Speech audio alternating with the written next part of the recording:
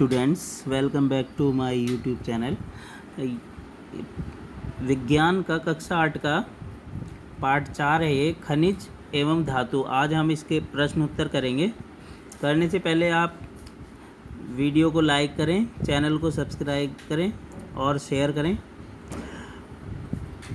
इसके question answer हैं। पहला है, निम्नलिखित वस्तुओं में कौन सी वस्तु संचारित हो जाती है? तो इसका आंसर होगा खुले स्थान पर रखी लोहे की छड़। ठीक है, जो खुले स्थान पर रखी हुई होगी उस पर जंग जल्दी लग जाएगा। दूसरा है, बॉक्साइट किसका अयस्क है? तो बॉक्साइट जो है एल्यूमिनियम का अयस्क है, ये इसका आंसर होगा। रिक्त स्थानों की पूर्ति करें। दूसरा सवाल है, सोडियम धातु को में रखते हैं, तो इसमें बीच में आ जाएगा मिट्टी के तेल में रखते हैं सोडियम धातु को। ठीक है, फिर इसका दूसरे का खा है, जंग लगने के लिए ऑक्सीजन तथा नमी आवश्यक है। अगर कहीं पे नमी नहीं है तो वहाँ पे जंग नहीं लगेगा। ओके। दूसरे का गा है, धातु के तार बनाने का गुण क्या कहलाता है? तन्यता। ठीक है। घा है, जिन खनिजों से धातु का निष्कर्षण किया जाता है उन्हें अयस्क कहते हैं। ठीक है, जिन खनिजों से धातुओं का निष्कर्षण किया जाता है उन्हें अयस्क कहते हैं। अब है सही गलत। ठीक है, सही के निशान पे सही का और गलत के निशान गलत पे क्रॉस का चिन्ह लगाएं। तीसरे का क्या है, हीरा कार्बन का रूप है। तो क्या है? ये सही है, हीरा कार्बन का रूप है। हेमेटाइट एल्यूमिनियम का अयस्क है, ये गलत है। ठीक है। धातु ऑक्सीजन से अभिक्रिया करके धातु ऑक्साइड बनाते हैं, ये सही है। क्वार्ट्ज धात्विक खनिज है, ये गलत है, ये धात्विक खनिज नहीं है। संगमरमर चूने के पत्थर से बनता है, ये सही है। तो ये सही गलत हो गए। अब है चौथा सवाल है, खंड क के शब्दों से स्तंभ ख के शब्दों को सही मिलान करना है। बॉक्साइट यह एल्यूमिनियम का अयस्क है, बॉक्साइट एल्यूमिनियम का अयस्क है। गैलेना, गैलेना लेड का अयस्क है, सीसा जिसे कहते हैं। हेमेटाइट आयरन लोहे का अयस्क है, हेमेटाइट। ठीक है, ये गा आ जाएगा ऊपर। पायरोलुसाइट मैग्नीज का अयस्क है, पायरोलुसाइट किसका? मैग्नीज का अयस्क है। अब आता है पांचवे का। पांचवे के का है, खनिज तथा अयस्क में क्या अंतर है?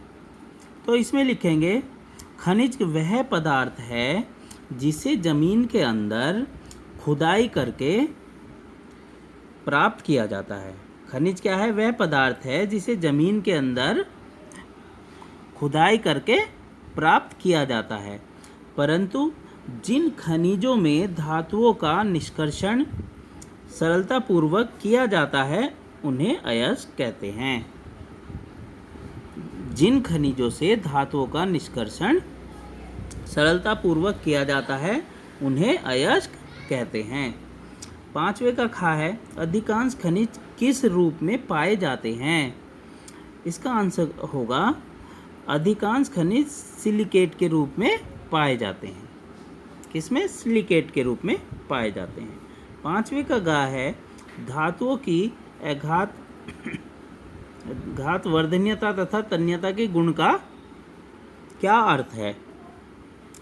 तो इसका आंसर होगा, धातुओं को हथौड़े से पीटने पर ये पतली चादर के रूप में बदल जाते हैं। इस गुण को घातवर्धनीयता कहते हैं। तथा धातुओं को खींचकर उनके तार के रूप में बनाया जा सकता है। उनको क्या? तार के रूप में बनाया जा सकता है। धातुओं के इस गुण को तन्यता कहते हैं। पांचवे का घा है, धातुओं का संचारण क्या है? धातुओं का संचारण जब मैंने पाठ पढ़ाया था तब भी बताया था कि जब किसी लोहे में जंग लगना है ना, या कोई तार धीरे धीरे जंग लग के, हवा लग के ख़राब हो जाता है, ये क्या है, संचारण होता है। तो इसका आंसर होगा धातुओं का संचारण क्या है, कुछ धातुओं को नम हवा में रखने अथवा वर्षा ऋतु में पानी में पड़े रहने पर उनकी सतह पर एक प्रकार की भूरे रंग की तय, जंग या लेप जम जाती है। इस प्रकार धातु कमजोर होती जाती है। इस क्रिया को धातु का संचारण कहते हैं। 5वें का डा है, मुक्त अवस्था में पाए जाने वाले दो धातुओं के नाम लिखो। तो मुक्त अवस्था में पाए जाने वाले दो धातुएं सोना, नंबर 2 चांदी। 5वें का चा है, प्रश्न 5वां है, मिश्र धातु क्या होती है। मिश्र धातु, मिश्र का मतलब जिसमें कई चीज़ें मिला देते हैं वो मिश्र हो जाती है। दो या दो से अधिक धातुओं के समांगी मिश्रण को मिश्र धातु कहते हैं। ये धातुओं को उनकी पिघली हुई अवस्था में मिलाने पर बनती है। क्या होता है, ये कब बनती है, जब उनकी पिघली हुई अवस्था हो धातुओं की, तब ये बनती है। 5वें का जा है, किसी एक द्रव धातु का नाम लिखो। तो एक द्रव धातु है पारा। ये धातु होती है लेकिन ये द्रव अवस्था में पाई जाती है, पारा। अब छठा सवाल है, का है छठे का, धातुओं की ऑक्सीजन से अभिक्रिया को उदाहरण सहित लिखो। तो जो धातु ऑक्सीजन के साथ क्रिया करके क्या बनाते हैं, धातु ऑक्साइड बनाते हैं। इसका उदाहरण है, सोडियम सामान्य ताप पर ऑक्सीजन से क्रिया करके सोडियम ऑक्साइड बनाता है। 4Na+O2 = 2Na2O। ये क्या बन गया, सोडियम ऑक्साइड। फिर मैग्नीशियम का तार ऑक्सीजन की उपस्थिति में जलकर मैग्नीशियम ऑक्साइड बनाता है। सफ़ेद पाउडर बन जाता है ये, जब इसको मैग्नीशियम को जलाते हैं तो 2Mg+O2 2MgO, ये क्या बन गया, मैग्नीशियम ऑक्साइड। छठे का खा है, धातु तथा अधातु की जल से क्रिया लिखिए। सोडियम धातु की जल से क्रिया, सोडियम धातु जल के साथ तीव्र गति से अभिक्रिया करके सोडियम हाइड्रोक्साइड तथा हाइड्रोजन गैस बनाते हैं। इसका समीकरण है 2Na+2H2O = 2NaOH+H2। ये एरो का निशान बताता है कि इसमें हाइड्रोजन गैस निकल रही है। सामान्य ताप पर अधातु जल से क्रिया नहीं करते हैं। छठे का गा है, लोहा, तांबा तथा सोने के अयस्क देश में कहाँ पाए जाते हैं। तो लोहा जो है, लोहे के अयस्क कहाँ पाया जाता है, बिहार, उड़ीसा, मध्य प्रदेश, कर्नाटक, तमिलनाडु, छत्तीसगढ़ में। और तांबा आंध्र प्रदेश, बिहार, मध्य प्रदेश और राजस्थान में। सोना कोलार खान कर्नाटक में और आंध्र प्रदेश में सोना पाया जाता है। छठे का घा है, धातुओं की ऑक्सीजन के साथ अभिक्रिया के दो उदाहरण लिखो। धातु की ऑक्सीजन के साथ, जो धातु ऑक्सीजन के साथ ये सोडियम सामान्य ताप पर क्रिया करके ऑक्साइड बनाता है। 4Na+O2 = 2Na2O, 2Na2O। इसको ठीक करके लिखते हैं, 2Na2 थोड़ा सा नीचे लिखते हैं, फिर O लिखते हैं। ओके। मैग्नीशियम के तार को जलाने पर सफ़ेद पाउडर मैग्नीशियम ऑक्साइड बनाता है। 2Mg+O2 2MgO, magnesium oxide 2MgO magnesium oxide. 6 का डा है, सोडियम धातु की जल तथा ऑक्सीजन से क्रिया का समीकरण लिखिए।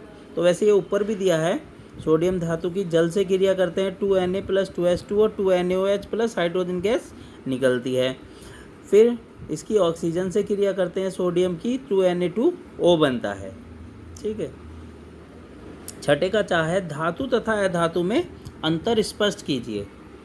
तो धातु क्या होते हैं, पारे को छोड़कर सभी धातुएं ठोस अवस्था में पाई जाती हैं। सभी 3 अवस्थाओं ठोस, द्रव, गैस में पाई जाती हैं जो अधातु हैं। धातुओं में एक विशेष प्रकार की चमक होती है, जबकि ग्रेफाइट को छोड़कर इनमें धातु में चमक नहीं होती है। धातु घात वर्धीय तथा तन्य होती हैं, मतलब इनको तार बनाया जाता है, चादर बनाई जाती हैं, पर जब धातु को हथौड़े से पीटा जाता है तो ये भंगुर होती हैं। अगला सवाल है, धातुओं के संचरण की रोकथाम के लिए अपनाई जाने वाली विभिन्न विधियों का वर्णन करो। तो ये विधि हैं, नंबर 1, पेंट या लेप चढ़ाकर। धातुओं की वस्तुओं की सतह पर पेंट लगाकर उसे क्षरण से बचाया जा सकता है। इसी कारण लोहे के फर्नीचर, लोहे के पुल, डेल के डिब्बे, ट्रक आदि को पेंट किया जाता है। ठीक है, पुल, ये पुल था। नंबर 2, ग्रीस या तेल लगाकर। नए औजार जैसे कैंची, चाकू, मशीन आदि पर ग्रीस या तेल लगाकर उन्हें क्षरण से बचाया जा सकता है। नंबर 3 है गैल्वेनीकरण, धातु चढ़ाना। गैल्वेनीकरण कहते हैं किसी धातु पे दूसरा धातु चढ़ाना। लोहे को जंग से बचाने के लिए लोहे की चादर या अन्य पात्र को पिघले हुए जस्ते में डुबा देते हैं, जिसके कारण लोहे पर जस्ते की एक पतली परत जम जाती है। इस लोहे का उपयोग बाल्टी, टंकी आदि बनाने में किया जाता है। नंबर 4 है इसमें, ये क्या था, गैल्वेनीकरण, मिश्र धातु बनाकर। नंबर 4 है मिश्र धातु बनाकर। कभी कभी एक धातु में दूसरी धातु या अधातु मिलाने पर वह अधिक कठोर, स्थायी तथा संचारण से सुरक्षित हो जाती है। स्टील, लोहा तथा कार्बन का मिश्रण मिश्र धातु है, जिसमें आसानी से जंग नहीं लगता।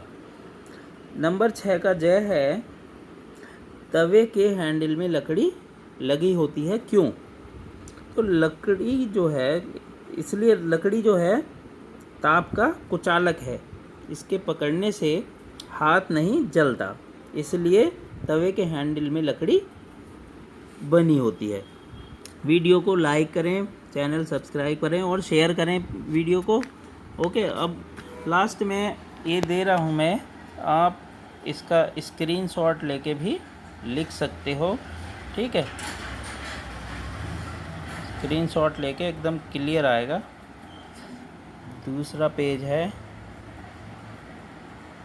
स्क्रीनशॉट ले सकते हो।